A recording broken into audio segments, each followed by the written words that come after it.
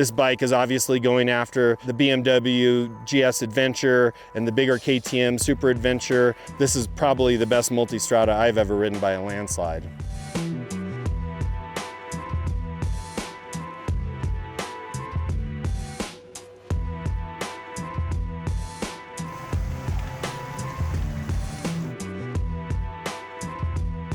We're here in Silverton, Colorado. We've just spent a couple days on Ducati's brand new Multistrada V4 Rally. What Ducati will tell you about this Multistrada is it's the most electronically advanced bike in the entire Ducati lineup. More so than the super bikes, more so than street fighters, more so than any other product in their line. The Multistrada can really do everything, and you hear that all the time, but this bike really can do that stuff. And the key to it is the modes and the traction control and all the engine braking and all the stuff that this bike has. It's got the ability to conform to any type of road that you're on. So we spend a lot of time on the asphalt and set up some sport modes, but then in the flick of a button, you can go in and switch it to enduro. So we would go off-road from the highway, one flick of the switch, but I pretty much bounce back and forth between the sport and the enduro.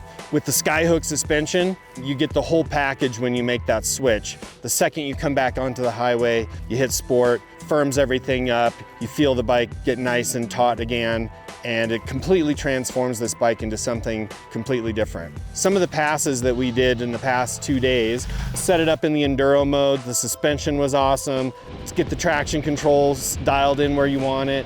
The ABS is completely dialed for that sort of situation, and I was really shocked at how capable this bike was.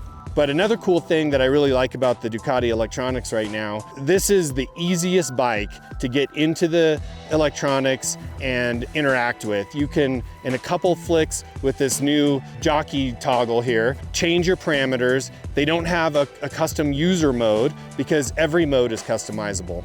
So you can go in and customize your sport, you can go in and customize your enduro mode, you can do your touring, your urban, get those all set up, and then when you turn off the key, when you cycle the bike and go back to that, it's still there. All your settings are held, which some bikes will go back to a default. That's a really cool thing. As far as creature comforts, the bike comes with these nice pannier bags. They're really large. They held up completely for the stuff that we did the past 2 days.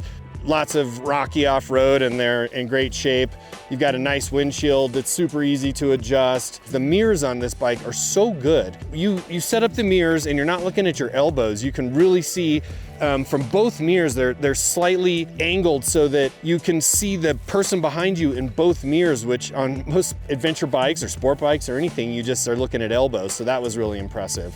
Another cool thing that I was impressed with on this bike is the quick shifter. So the quick shifter has algorithms that will adjust based on what gear you're in, what RPM you're at. And so even in the low gears, when you're making that 1-2 shift or the 2-1 shift more so, the timing is different based on the speed and the RPM you're at.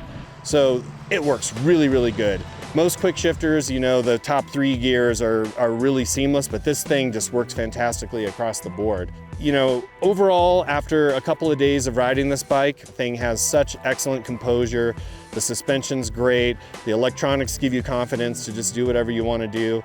And then if you want to eat up some miles, you've got heated seat, you got heated grips, you've got radar enabled cruise control. So this bike really can do it all. It really fits the bill of a do everything motorcycle. And I'll give Ducati a lot of credit. You know, this V4 engine is absolutely awesome. Overall, such a great package. Ducati's really stepped it up. This bike is obviously going after the BMW GS Adventure and the bigger KTM Super Adventure. It'll be nice to get these into a comparison test and see how they stack up, because this is probably the best Multistrada I've ever ridden by a landslide. Thanks for watching, and as always, like, comment, and subscribe.